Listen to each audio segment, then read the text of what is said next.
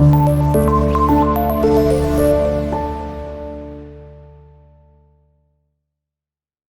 علیکم، کیسے ہیں بیٹا؟ آپ لوگ ٹھیک ہیں؟ امید کرتا ہوں آپ لوگ ٹھیک ہوں گے، خیریت سے ہوں گے۔ آج ہمارا ترجمہ قرآن کا لیکچر ہے کلاس 9 کے لیے، اور آج ہماری سورت ہے سورۃ الروم۔ یہاں سے ہم انشاءاللہ پڑھیں گے۔ اس سے پہلے والا سلیبس ہمارا ہم نے کمپلیٹ کر لی ہے۔ پیج نمبر 127 ہے، یہاں سے ہم شروع کریں گے، ٹھیک ہے؟ سورۃ الروم۔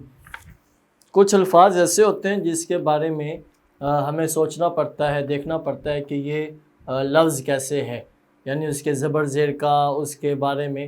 تو قرآن پاک کے لفظ ہیں تو اسے ہم آسانی سے سمجھ سکتے ہیں کیونکہ ان پہ زبر زیر لگی ہوتی ہے۔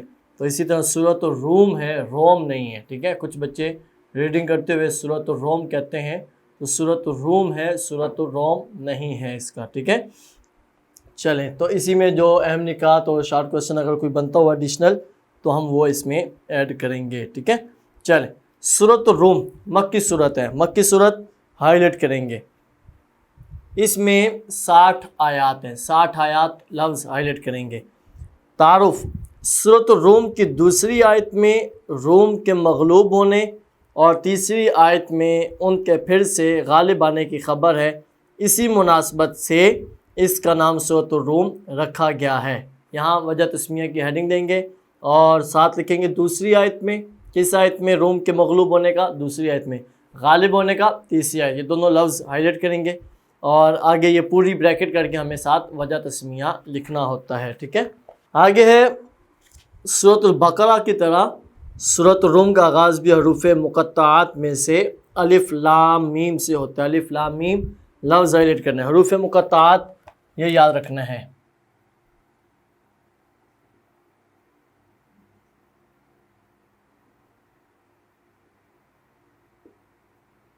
حروف مقطعات ہم نے پہلے یہ ڈیٹیل کر رکھی ہے، حروف مقطعات کسے کہتے ہیں۔ آگے جی سورۃ الروم کی ابتدا میں اللہ تعالیٰ نے 2 پیشن گوئیاں فرمائی، 2 پیشن گوئیاں لفظ ہائی لائٹ کریں گے۔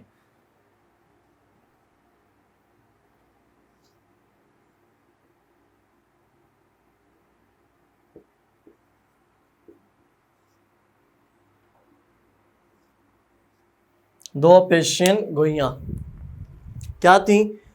2 پیشن گوئیاں فرمائی جو چند ہی سالوں میں پوری ہو گئیں، اور اس بات کی دلیل بنی کہ قرآن مجید اللہ تعالیٰ کا سچا کلام ہے۔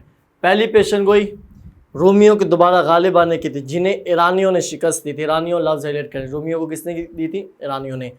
رومی اہل کتاب مسیحی تھے، مسیحی لفظ ہائی لائٹ کریں، مسیحی کا مطلب کرسچن، عیسائی، تو وہ مسیحی ان کا مذہب تھا، یہ ہائی لائٹ کریں گے پوچھا جائے تو۔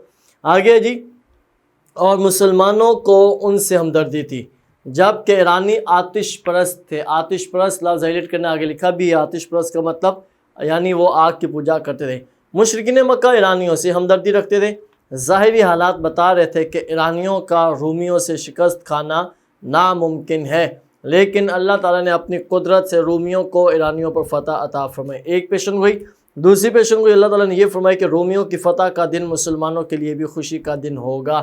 کچھ سالوں بعد غزوہ بدر کی فتح نے، غزوہ بدر یہاں پہ ہائی لائٹ کریں گے، اور انتہائی یہ یاد کرنے والا ہے کہ 2 پیشن گوئیاں کون کون سی تھیں، ایک وہ رومیوں ایرانیوں والا اور دوسرا یہ غزوہ بدر۔ غزوہ بدر کی فتح نے اس پیشن گوئی کو پورا کر دکھایا، کیونکہ جس دن رومیوں کو فتح حاصل ہوئی اسی دن مسلمانوں کو میدان بدر میں فتح حاصل۔ میدان بدر لفظ ہائی لائٹ کرنا پھر سے۔ سورۃ روم کا خلاصہ، خلاصہ کی یہاں پہ ہم ہیڈنگ دیں گے۔ سورۃ روم کا خلاصہ کیا ہے جی؟ کہ اسلام کی صداقت کا بیان اور انسانوں کے کردار سازی ہے، انسانوں کی کردار سازی، ایک لائن میں یہ خلاصہ آتا ہے۔ آگے جی مضامین، مضامین بھی ہم ایک ہیڈنگ بنائیں گے۔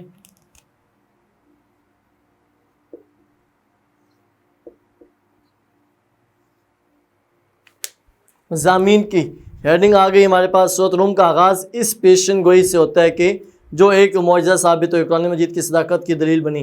اس پیشن گوئی کا پورا ہونا مسلمانوں کے لیے بہت خوشی اور حوصلہ افزائی کی بات ہے۔ سورۃ روم میں قیامت اور توحید باری تعالیٰ دونوں لفظ ہائی لائٹ کرنے ہیں۔ قیامت اور توحید باری تعالیٰ کے دلائل دیے گئے ہیں، شرک کی مذمت کی گئی ہے، اللہ تعالیٰ اور بندوں کے حقوق بیان کیے گئے ہیں۔ انسانی زندگی کے مختلف مراحل اور اسلام کے دین فطرت ہونے کا تذکرہ ہے۔ دین فطرت لفظ ہائلائٹ کریں گے۔ دین فطرت کا مطلب کیا ہوتا ہے؟ دین فطرت کا مطلب ہوتا ہے کہ بائی برتھ جو بچہ بھی پیدا ہوتا ہے وہ مسلمان ہی پیدا ہوتا ہے۔ دین اس کا کیا ہے جی؟ اسلام دین فطرت ہے، تو یعنی وہ مسلمان ہی پیدا ہوتا ہے، کسی بھی مذہب میں، کسی بھی کنٹری میں، کسی بھی زمانہ میں جب بھی پیدا ہوگا مسلمان ہی پیدا ہوگا۔ لیکن پیدا کرتا کون ہے؟ وہ اللہ تعالیٰ کی ذات ہی ہے، لیکن اس کی فیملی، اس کے گھر کا ماحول دیکھیں گے وہ کس فیملی میں پیدا ہوا، تو پھر وہی چیزیں آگے وہ اڈاپٹ کرتا جائے گا۔ تو اس کے مطابق اسلام کے دین فطرت ہونے کا تذکرہ کیا گیا۔ سورت کے آخر میں نافرمانوں کی ہٹ دھرمی اور ان کے برے انجام کا ذکر کیا گیا۔ آگے جی علمی عملی نکات۔ علمی و عملی نکات۔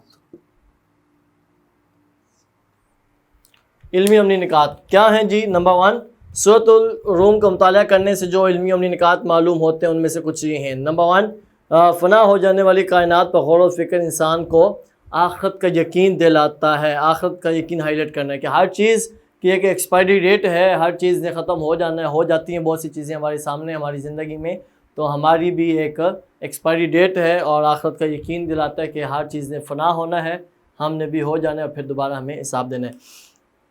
نمبر 2، قرآن مجید میں پچھلی نافرمان قوموں کا ذکر ہمیں اللہ تعالیٰ کی نافرمانی سے بچانے کے لیے کیا گیا۔ اللہ تعالیٰ کی نافرمانی لفظ ہائلائٹ کرنا ہے کہ کیوں کیا گیا؟ اللہ کی نافرمانی سے بچانے کے لیے۔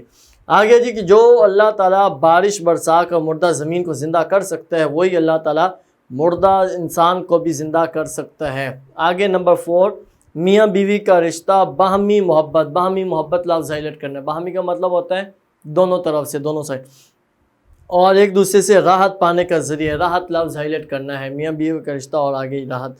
رشتہ داروں، مسکینوں اور مسافروں کے ساتھ حسن سلوک کرنا اللہ تعالیٰ کو راضی کرنے کا ذریعہ۔ یہاں ایک سوال بنے گا۔ نمبر 1، سورت روم کے مطابق اللہ تعالیٰ کو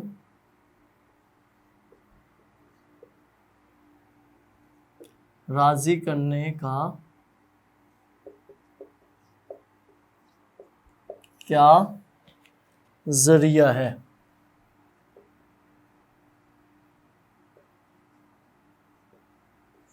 تو یہ پورا پوائنٹ اس میں آ جائے گا، ٹھیک ہے؟ رشتہ داروں، مسکینوں اور مسافروں کے ساتھ حسن سلوک کرنا اللہ تعالیٰ کو راضی کرنے کا ذریعہ ہے۔ آگے نمبر 6 کہ اللہ تعالیٰ کے نزدیک سود سے مال گھٹتا ہے، زکوٰۃ سے مال بڑھتا ہے۔ سود لفظ ہائلائٹ کرنا ہے، مال گھٹنا لفظ ہائلائٹ کرنا ہے، زکوٰۃ لفظ ہائلائٹ کرنا ہے، مال بڑھنا لفظ ہائلائٹ کرنا ہے۔ آخری ہے جی خشکی و تری میں فساد برپا ہونا انسانوں کے برے اعمال کا نتیجہ۔ برے اعمال کا نتیجہ ہائلائٹ کریں، انسانوں کے برے اعمال لفظ ہائلائٹ کرنا ہے کہ جو کچھ بھی فائدہ نقصان ہوتا ہے دنیا میں، عذاب آتا ہے، یہ نعمتیں ملتی ہیں، وہ انسانوں ہی کی زندگی پہ منحصر ہے کہ اچھا کریں گے تو سب کو فائدہ ہوگا، اگر کچھ ایسا ویسا ہوگا تو اس کا بھی انسان کو اور باقی مخلوقات کو نقصان ہوگا، ٹھیک ہے؟ تو یہ اس صورت میں کچھ چیزیں تھی ڈسکس جو ہم نے کرنی تھی، اور اب اس سے اگلے لیکچر میں ہم اس کی ایکسرسائز کریں گے۔ سب سے پہلے جی وجہ تسمیہ ہم نے پڑھا، پھر حروف مقطعات کے ہم ہیڈنگ دے سکتے ہیں یا ہم اس کی اہمیت کی ہیڈنگ دیکھ سکتے ہیں، اور پھر آگے 2 پیشن گوئیاں اللہ تعالیٰ نے فرمائی، اس میں دوسری پیشن گوئی کون سی تھی؟ غزوہ بدر کی خلاصہ اس کا مضامین دین فطرت اور علمی عملی نکات۔ ایک سوال ہم نے بنایا سورۃ روم کے مطابق اللہ تعالیٰ کو راضی کرنے کا کیا ذریعہ، تو اسی میں ایک پوائنٹ ہم نے وہاں پہ دیکھ لیا ہے کہ مسکینوں رشتہ داروں کو کھانا کھلانا یا ان کا حسن سلوک کرنا مسافروں کے ساتھ اللہ تعالیٰ کو راضی کرنے کا ذریعہ، یعنی اللہ کی مخلوق کو خوش کریں گے اللہ تعالیٰ خوش ہو جاتا ہے، راضی ہو جاتا ہے، ٹھیک ہے بیٹا؟ یہاں تک آپ نے اسے اچھے سے انڈرسٹینڈ کرنا ہے۔ اگلے لیکچر میں ہم اس کی ایکسرسائز کریں گے اور یہ ہماری صورت کمپلیٹ ہو جائے گی، ٹھیک ہے؟ اوکے بیٹا، اللہ حافظ۔